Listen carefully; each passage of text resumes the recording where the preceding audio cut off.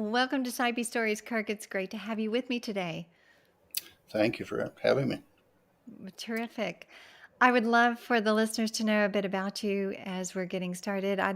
Could you tell them a little bit about your educational background, the kind of work you do now, perhaps where you live, a little bit about your life?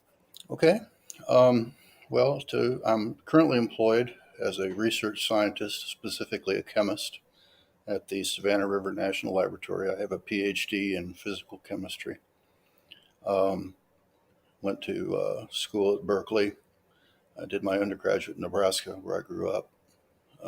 I've been here since 1987, so I've been in this place about the longest I've ever lived anywhere. So um, I work with what they call tritium, which is the radioactive form of hydrogen.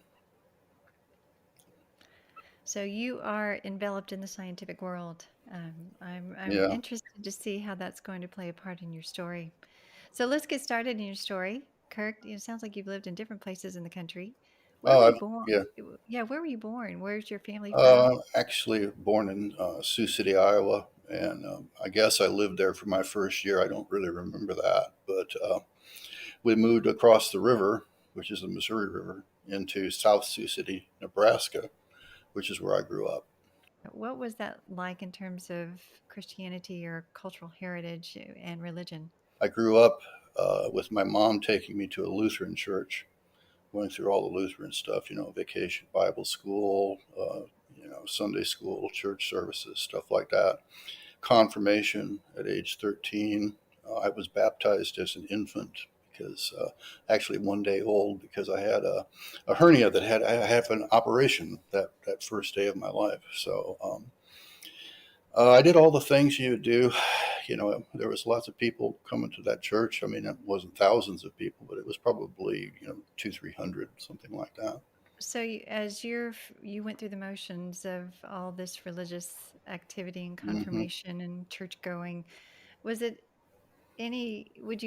Did you have any kind of belief in God, or was it just something that you were doing as a part of your family life? I was doing it more because my mom wanted me to. Um, I didn't even really think about it until I got to confirmation. And I don't know if you know much about that, but it's a process where you go to class for several days, several different days, and go through some questions and answers that they have prepared called their catechism. And at the same time, outside of church, I was heavily into science fiction literature. So Mm. I was getting the whole atheistic point of view from there. And I started looking at the questions that they were putting forth and the answers, and I was not quite believing them. And the confirmation in the Lutheran Church, at least the one I went to, happened at age 13. So it took me a couple of years, but by age 15, I basically had decided that everything they tried to teach me there was all hogwash, being from the Midwest with lots of pig farms. Um, and, what was really true was that science was the answer. And I knew I was going to be a scientist early because I'm relatively smart. I guess I say that now, but the problem is it's a trap. The intellectual arrogance that you get when you know you're smart and can always come up with the answer tends to convince you that you know everything, and that's where I was. So at age 15, I started thinking very seriously about being an atheist, and by age 16, I basically was. And what convinced you that atheism was true and religion, those answers did not provide the substance you thought was sufficient, to Well, ground? to be honest, I convinced myself. Again, looking back at it, it was just pure egotistical arrogance. That I was smart and I could figure it out. But the truth of the matter is I really didn't look around. I don't know. This was like at 15. I was 1970 ish, maybe a little, yeah, 1970. There was no internet. You had libraries, but it was a small town. My library wasn't very big. I didn't ask anybody any questions. I read what I read in the science fiction literature, and it seemed much more reasonable to me, and I just decided that was it. So Okay, so it's it didn't come through your education. It's not like you were hearing it in the classroom or hearing it from your friends. no, It actually was, yeah, yeah. actually, in my 10th grade biology class, I clearly remember them presenting the fact that there was a creationist view that they weren't going to talk about because it wasn't science. And so we were Mm. just going to talk about science. And I said, yeah, okay, that sounds good to me. So there was this kind of unspoken implication that either you believed in science and you were intelligent, or you didn't believe in science and you Hmm. believed in something that wasn't. Um, Hmm. I think it's ironic that science fiction, which is, of course, a fictionalized view of science in a sense, very fantastic sometimes, but that point of view actually pointed you away from what you considered to be fiction. I don't want to put words in your mouth with regard to That's okay. religion. What did you Hmm. see religion as? Was it some kind of fictional, thing I mean, what was it to you? I sort of took the view that it was, and this is a view a lot of people have, that it was sort of just something people leaned on as a crutch, and it was totally fictitious. I mean, I equated God with the tooth fairy and leprechauns and all that kind of stuff, you know. So there was no difference to me whether between them. So when I looked at science, I saw them trying to work hard to come discover what the facts were and put together an explanation that made sense and held up to testing. And I didn't see any of that in religion. So I've said, yeah, it's all a pipe dream. They all just are doing it because it makes them feel better or because that's what their mommy told them to do, you know. Right. And I that's see. where I was. I was going to church because that's what my mom told me to do. So Right. How did your mom respond, or your family respond when did you stop well, going to church, or did you continue mhm. going as a skeptic? At age 16, I could get a job. Okay. And as soon as I turned 16, I got a job. I worked in a grocery store for 2 years, and they had me work every other Sunday. And I just went to my mom one day and said, I'm tired of trying to fight to go to church. With all this working, I just can't do it. And I don't want to go to church anymore. And she said, okay. And I mean, she did not give me any resistance at all. So, um, Okay. But at that time, you identified as an atheist. In your yes. mind, how would you have defined atheism at the time? You believe that there is no gods and, in fact, no supernatural. Everything was what they call matter, energy, space, time, no supernatural. And truth was obtained by scientific reasoning and testing. So that's what I thought. Well, yeah. No, I think it's a very common It's thing and I to think think. it's common today still. Yeah. Yeah.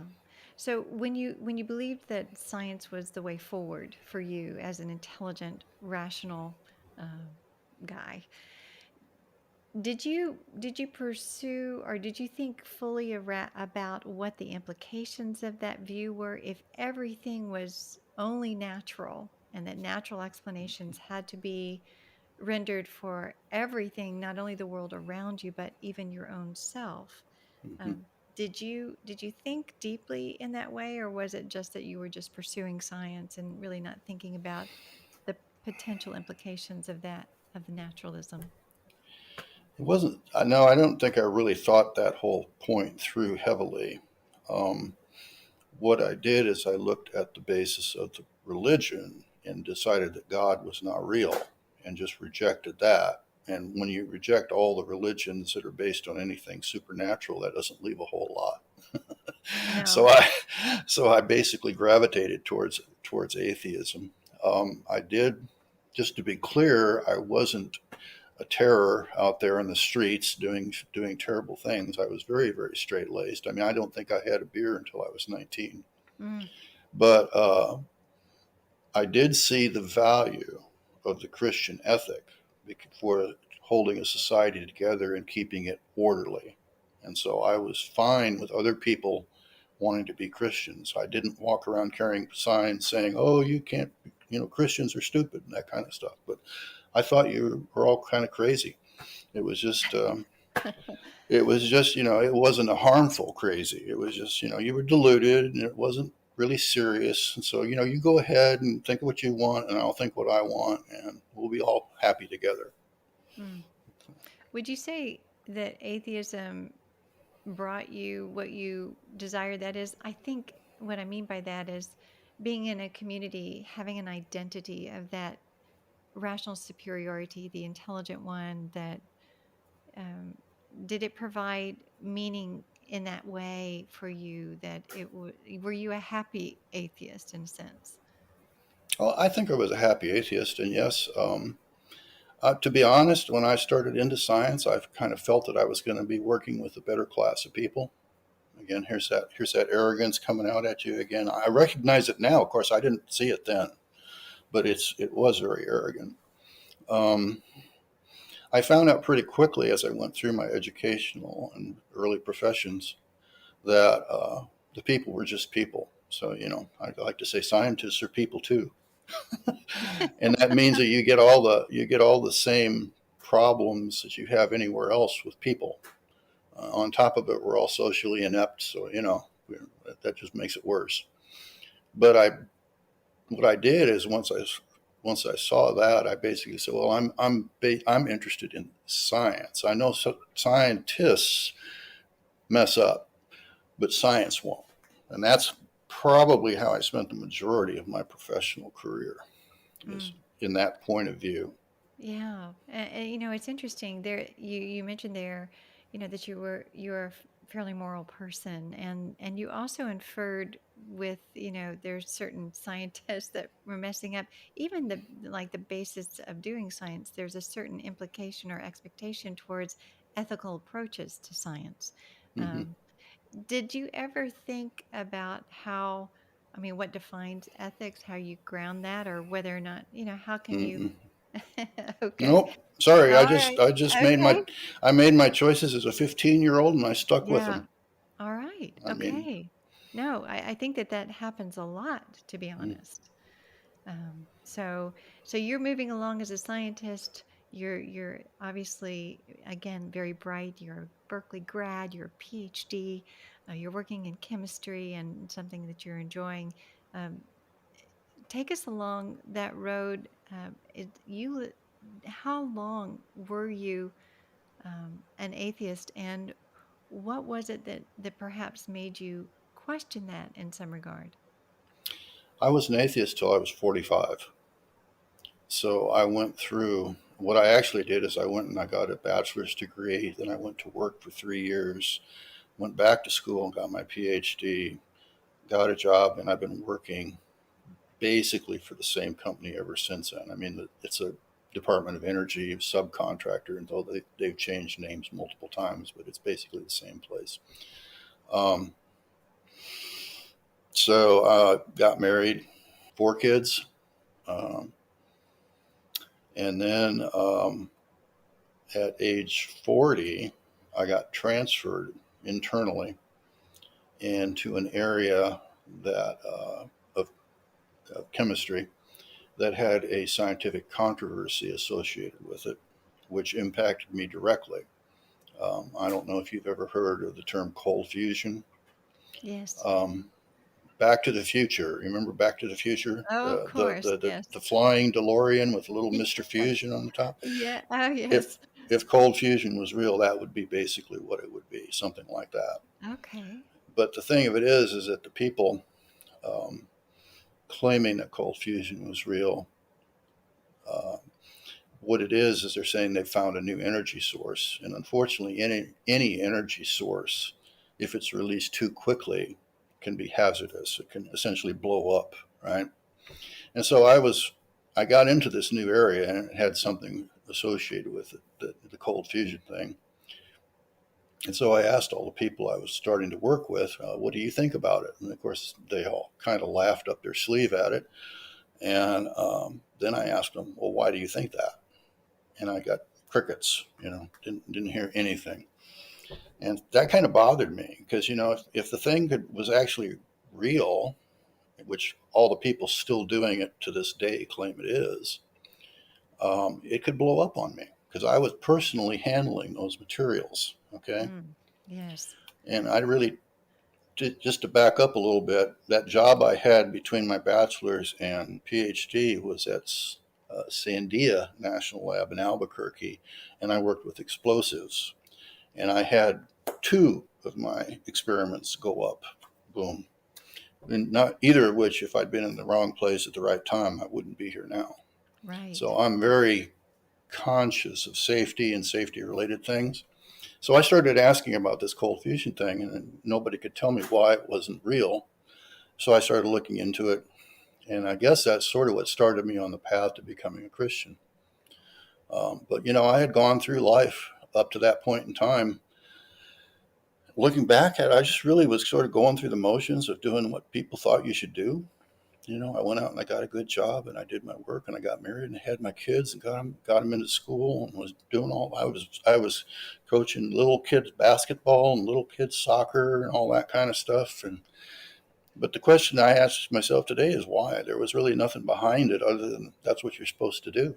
So Mm. so anyway, it took me 5 years of studying cold fusion to come to the conclusion that the people who thought it was real were just as intelligent as I was. Many of them came from just as good a universities as I came from, but they just would not accept what I found, which was an explanation for the phenomenon that didn't make it into a fancy energy source, and it didn't involve a nuclear reaction, which is what they claimed was going on.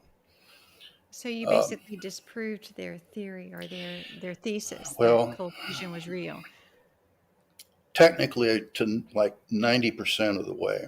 Hmm. Like you say in science, you have to test things out.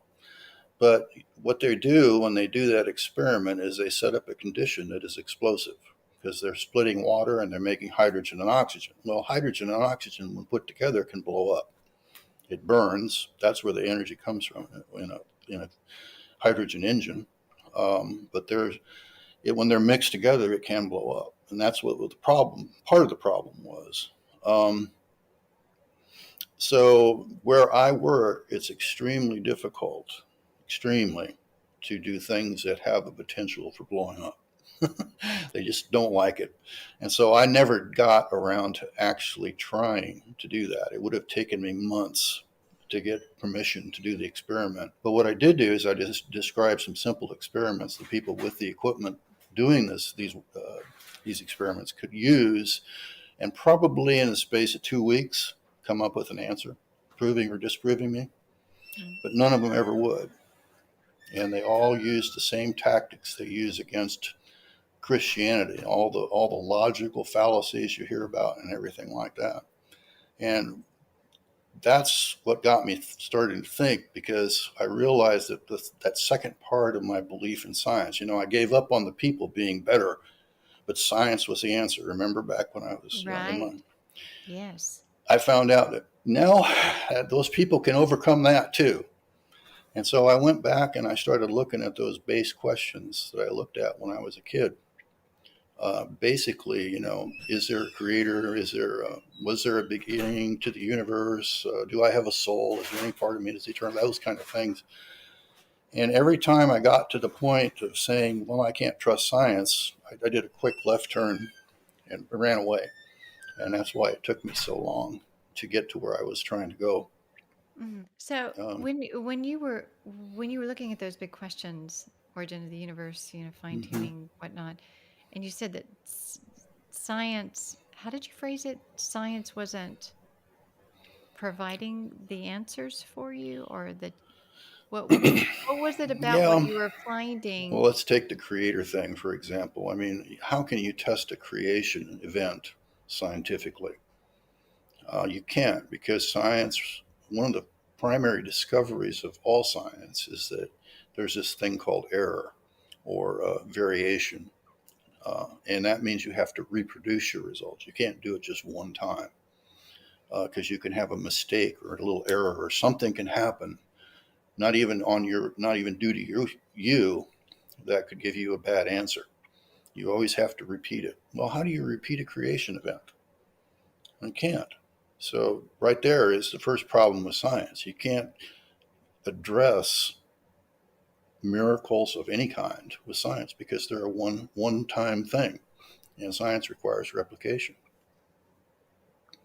So from that point of view, I recognize the weakness of science. Mm. Again, I didn't go looking for Jesus Christ when I converted. I was looking for the truth. That's what I was looking for. And every time I came, like I said, every time I came close to it, it was science isn't real or isn't the answer. And because of that, because I had been so trained in this thinking, I would do my quick left hand turn and say, nope, we're going somewhere else with this. We're not going to handle that question that way. And I had to keep forcing myself back to it because I was strictly searching for the truth, is what I was searching for. I did So, not. yeah, I did I'm not sorry. have anybody talking to me about Christianity or Jesus or anything like that. I was, however, being forced to go to church. At this point in time, my ex-wife had decided that the children's programs at this Baptist church in our town were quite good, and she wanted our kids to go to it. But she was a Catholic, and so she wanted me to start going to the Baptist church, and she wanted me to join it. And I'm sitting there going, I don't really want to do this. And she kept on me, and I think most guys eventually just kind of go along to get along, as the saying goes. Yes. And I started going. I went perhaps for a couple of years at this point, and some of those coaching experiences I mentioned were church league teams, things like that. But I was sitting there in the back saying, man, I wish I didn't have to sit through this stuff. This is just terrible. Why do I have to do this? It wasn't like I was sitting there glued to my seat and listening intently. I know this stuff. I know this stuff is not real. I don't know why. Okay, I know. I just got to keep the happy wife. Happy wife, happy life, right? Yes. So my personal adventure was a search for the truth, and I didn't have any real idea where it was going to take me. I wasn't driving towards anything but figuring out what to do about the questions that essentially Christianity asks. But I mean, you can look at Islam, you can look at Judaism, you can look at Hinduism. They all ask similar questions, like is Mm. by saying that there's something besides the natural world out there. So there's a lot of people out there claiming there's something besides science, and I was finally getting back to looking into that. So obviously, science was not sufficient for you as an explanation. So where did you go if, you were kind of resisting, but yet obviously open to the fact, or at least aware of the fact that there were other explanations that hmm allowed something more than the natural world? How did you pursue this question or these questions if science was kind Um, of a dead end? Well, that's what I had to figure out. See, this is what took me so long. Once I started looking into,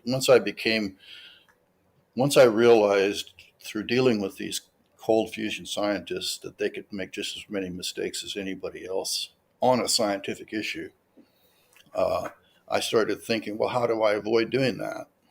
And so then I started working towards trying to find a way to reach the truth. And again, arrogance. I basically didn't talk to anybody about it. I didn't look at anything. I didn't read anything. I basically was just thinking about it. I mean, I read some of the stuff the cold fusion advocates would write, and they love talking about logical fallacies and all that kind of stuff. And I agreed with most of what they said because I had seen those kind of things in action and understood they were wrong. But again, and one of the facts is you can't do science on a miracle, and that was a fact that I came up with by my own study. Now, I have to be honest. I was sitting there in that church pew listening to the preacher every Sunday for quite a while, and I did have that Lutheran background, so it isn't completely like I was a guy out on a desert island that's never heard of Jesus or Christianity or anything like that. But I was pretty close. I think I was pretty close.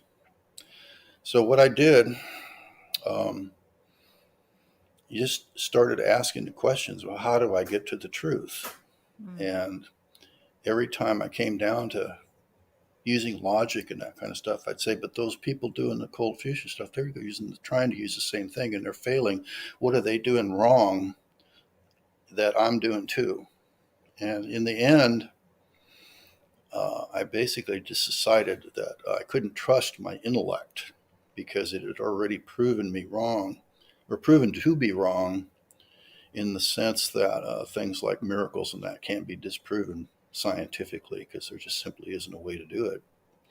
Um, and I went back and I said, well, okay, then I guess I better go back to those things I was thinking about when I was 15, deciding I was an atheist, and redo it because I did it wrong. And then the question was, well, how do I do it right? You know, because I thought I was doing it scientifically back when I was 15, right? Mm-hmm. Of course, I wasn't, but that's beside the point. You can't do it scientifically. In the end, I just decided I had to just look in my gut, is the way I put it. I just had to trust my internals. I don't know that you would call that a great way to do it, but I didn't have anything else because I already had decided that the intellect way wasn't guaranteed to provide it. So I reconsidered. One night, let me back up. One night, and we had taken the kids to Disney in Florida, Mm-hmm. and I'm laying in the bed in Orlando. Uh, can't sleep because I'm thinking about this because I do this sometimes. My mind just gets wound up and just runs. Um, and I'm thinking about this, and I'm saying, okay, well, if I can't trust my intellect, I got to trust my gut, so to speak. What about this question? Do I have any part of me that is eternal? And my immediate knee-jerk response is, no, of course not. No, of course not. But that's what I'm trained to think of as a scientist, right? Because that would mean something beyond the natural. As a, Right. as a pure scientist, you know, life ends when I die. That's it. Yes. Yes. Okay. But I didn't find that satisfactory internally. I don't know if that explains it very well, but so I asked myself that question, and I looked in my gut and I said, yes, there is part of me that is eternal. I believe that. And I said, okay, well, how about this question about a creator? What about that? And I didn't have to fight as long to get to the answer, but I got to the answer that, yes, I think there is a creator. And then at that point is when my conversion occurred. Uh, it's very difficult to describe this because it's a totally unique event. And I don't know that other people seem to have described things similar. But what happened was I'm laying there in this bed in Orlando, Florida in October. I don't even remember what day it was because I was thinking these things constantly, you know, all the time whenever I had free time. But my body basically just sort of went on fire. Now that's a term that you think pain, right? You think fire. It wasn't painful. It felt really, really good. Now, Mm. being the straight laced person I was, I've never done drugs, so I don't know what those feel like. But Okay. this had to be one of the best drugs I've ever made. Okay, because it was Okay. fantastically good. And I'm sitting there going, I have no clue what's happening, but I love it. Okay, and so I loved it so much that I did it twice more that month. Um, And in fact, I did it several more times later in more standard conditions, if you will. I came to understand that it's what people call being filled with the Spirit. Okay. And Blaise Pascal, Pascal's Triangle fame, has a passage in his book that they The put night of together. fire. Yeah, the night of Hmm. fire. Yeah, Yes. and he basically is describing the same kind of thing. I believe. I mean, you know, I don't know what Hmm. he felt, and he doesn't know what I felt. So, but in any case, the upshot was is that I felt that I had made direct contact with the Creator, and He, without using any words, I mean, I didn't hear words, but He put a desire in me to read the Bible. So I started to read the Bible, and as I read the Bible, I learned more and more and more about what happened. But I basically knew at that point in October that I was a Christian. Okay. Mm. And So when you were reading the Bible then for the first time, of course, thinking, especially from a prior naturalistic perspective, then you're reading things in Scripture which you know include the miraculous and the supernatural, mhm, and claims of Jesus to be God. Again, supernatural, mhm. being incarnate into human form. Was any of that bothering you, or did it kind of like make sense considering the experience, the supernatural experience that you had Yeah, had? the latter. The Mm. fact that I had that experience just basically grounds me. I describe it to people like saying, somebody can tell me about Jana, and I can say, oh no, you don't know what you're talking about. That person doesn't exist. You're making that up. You're trying to con me, and I can go on and on and on. But then when I meet you and I see you, that's it. I can't say that anymore because I've met you, and Mm. I met God that night.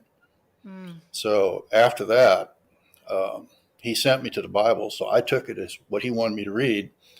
I don't know that I immediately took it as his divine word, but I knew he wanted me to read it and grasp it, and so I did. And as I've grown to understand a lot more about it. In fact, I went back to school and got a master's in Christian theology and apologetics. So I can Mm. probably talk theology if you want. but Well, so when you have an experience with God like that, and then you said that he kind of pointed you towards the Bible. It wasn't like, okay, any God or another religion's God. It's particular to the God of the Bible, which is Mhm.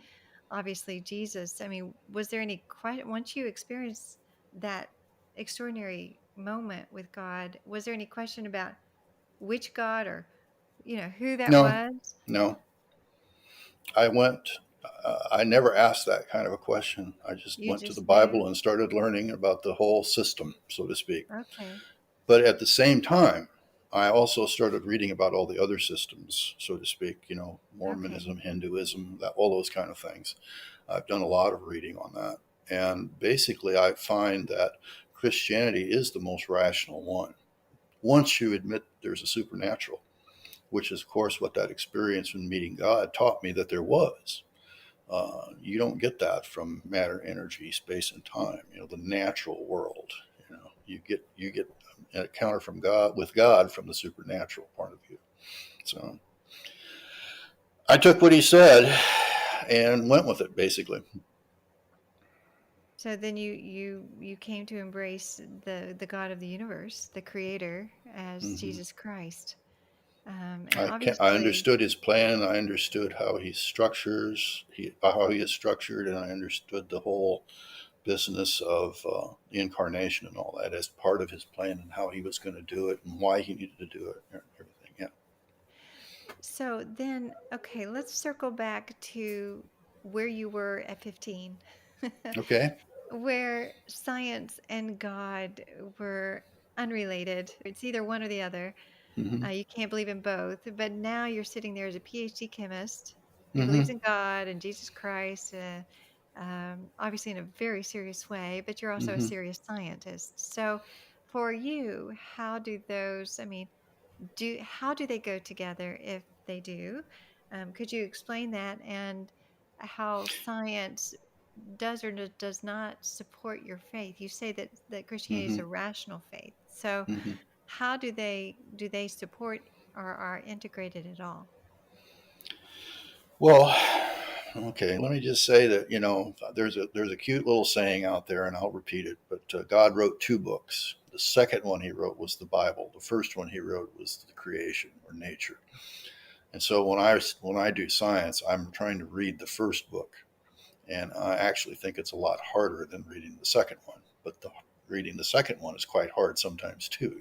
So I have no conflict between science and Christianity. Okay, I have a conflict in some of the other religions, but God is a God of order. He's not a God of chaos. He wrote the laws of nature, and I mean it doesn't. There's no conflict there. He's the author. He's the creator. so everything that you do, I've heard John Lennox speak to perhaps the difference between agency and mechanism, in the sense that God is the creator, and is the cause sufficient to the effect, in a Hmm. sense, and then you can study the mechanism and the hows of nature itself within the Hmm. scientific method, Hmm. so that there's no conflict. It's they work together in a beautiful orchestration, in a sense. Exactly. Yeah. Um, There is no I, conflict. I mean, that conflict is a creation of the atheist because he has this anti supernatural bias that says there's no such thing as God and fairies and leprechauns and tooth fairy and Santa Claus and all that kind of stuff. But that's wrong. I've met God personally. He's there, and he's interacted with me on multiple occasions and doing different things. He's not like a deistic God where he wound it all up and is just letting it run down with no interaction. He's there interacting with you on a day-to-day basis, and it just does. It really doesn't make any sense to try to claim there's a conflict there. But the conflict comes in the atheist's mind because there can't be a God because there's no supernatural. At least that's what they think. mm, I don't think that way anymore. I used to, but not anymore.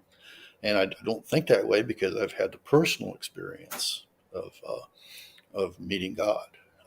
In fact, I mentioned my religious training. I'm basically trained as an apologist, and the key problem with being an apologist is I can never convince anybody of God's existence. That's something that God guarantees every single person must make a decision on, him or herself. So I'm always stuck just, well, saying the reasons are pretty good. I think they're really good, but I can't prove it the way that a scientist would like to say. But right. Yeah. there's a hidden flaw in what the scientists say too. Uh, See, the scientists love to forget what's known as the hidden variable problem. They like to think they've got all the answers and they like to act like they have all the answers, but there's always the problem that they're supposed to be willing to give up their closely held beliefs in the face of new data. And in fact, that's what I did personally when God came to me and indwelt me.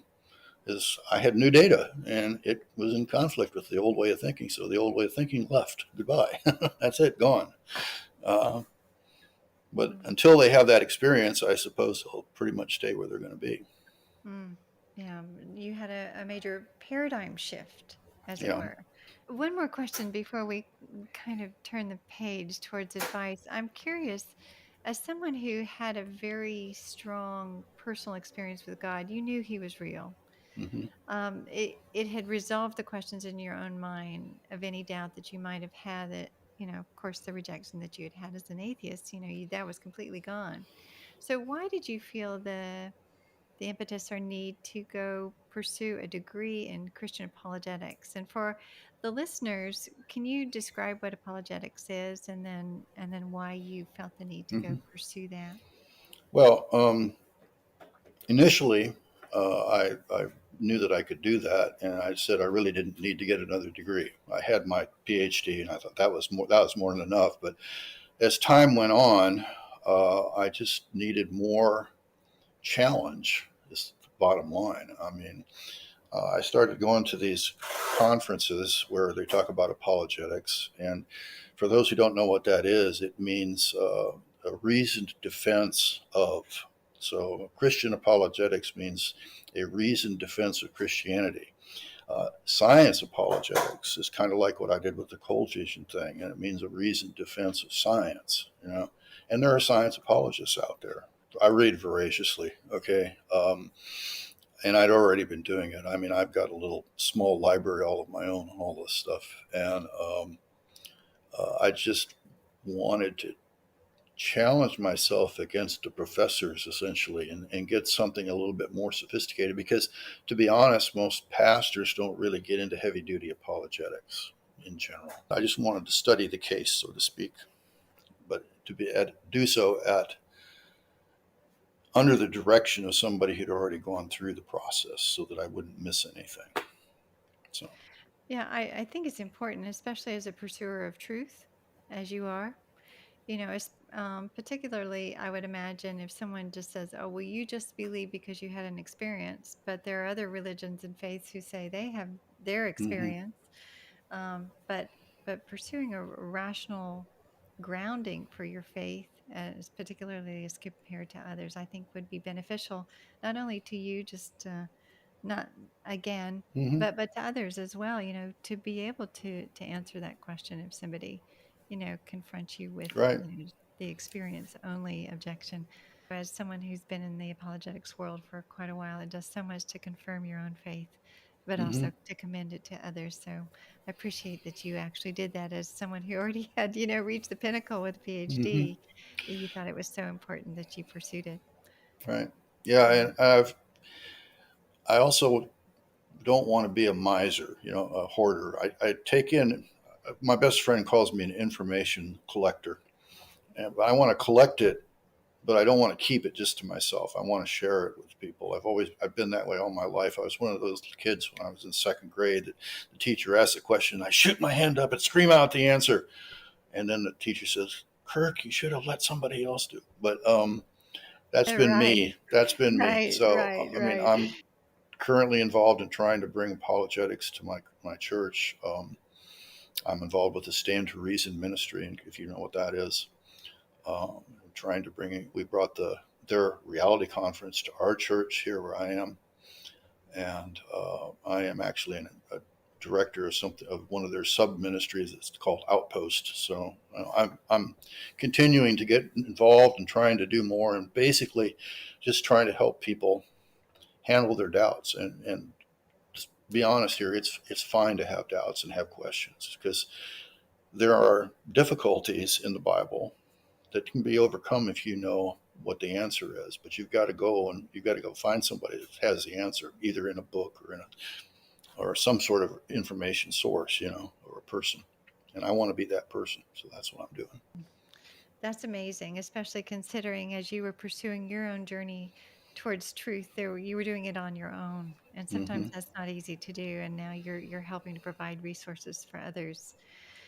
Kirk, as we're again turning the corner, and say that I'm sure, skeptics out there who, like you, think that they are, uh, you know, in a sense, sometimes just the smartest guy in the room, and have a sense of rational superiority that it's better, or more rational, reasonable not to believe in Hmm. God than to believe. But yet there's something about them. They're questioning. Like you, there were some unanswered questions that they wanted answers to, and especially as someone as a trained apologist as such as you, Hmm.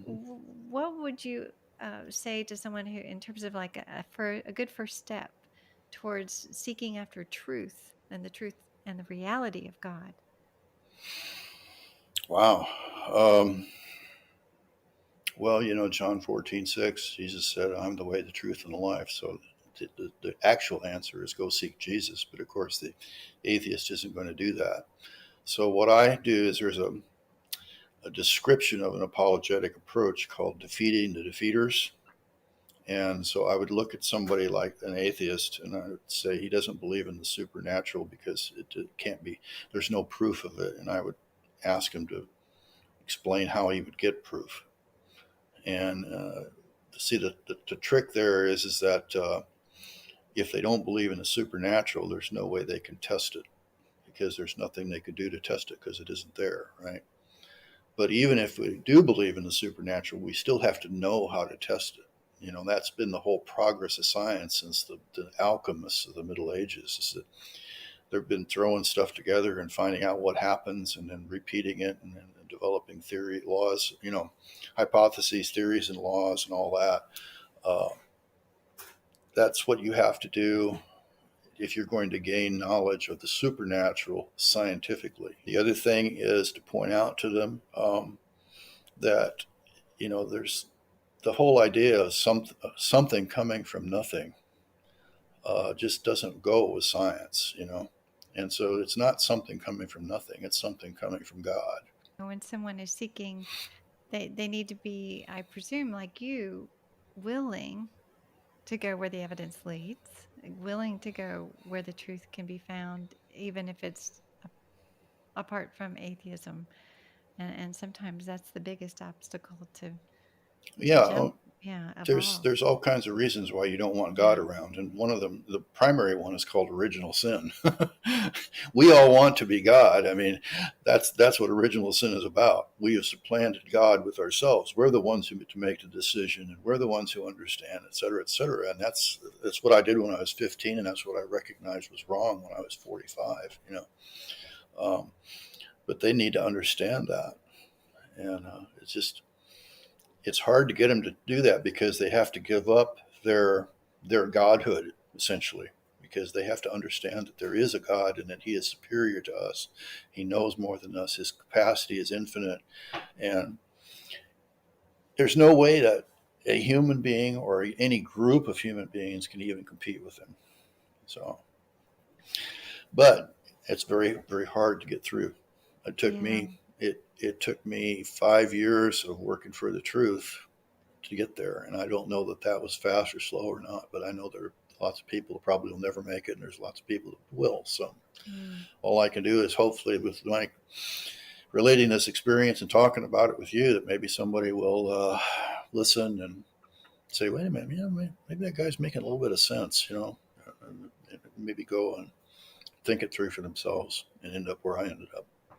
God's Yeah. waiting. He's waiting for you. He's calling everybody. Yes, yes. And, as Christians, I think we do want to try to bring people to the truth of the reality of God and the truth of the Christian worldview. And I imagine, like, just your wife who's dealing with her brother, um, there's a lot involved with that. There's being, thoughtful like she is, and probably strategic question asking like you suggested. Um, and I would imagine that there's a lot of patience and love surrounding that as well. Um, do you have any other thoughts about how we as Christians can engage? I mean, you've already given some really wonderful advice. Well, actually, what I would recommend is you check into Greg Kokel's work at Stand to Reason. I like to try to translate science into something the average person can understand. It's not always easy because sometimes you need some basic concepts underneath it. But Greg is the same way with Christianity. He doesn't use Christianese, that special language that we all know. He talks in a normal language that everybody can understand, and he has some very good tactics, which is actually the name of his book, that talk about using questions and trying to be that respectful and gracious Christian apologist who points out the errors without trying to beat them down with it.